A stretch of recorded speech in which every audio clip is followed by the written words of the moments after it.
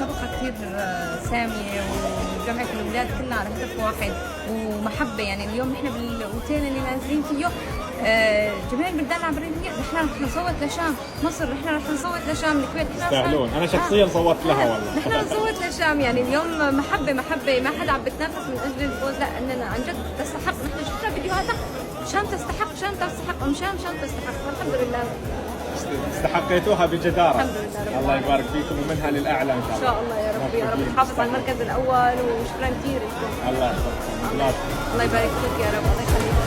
جمعتنا لغة العربية بلسان واحد وهوية، في أرض الخير توحدنا وبصوت الأمة رددنا، نادت وثبتنا العصرية ومبادئنا الإنسانية، اقرأ وتحدى الأمنيات.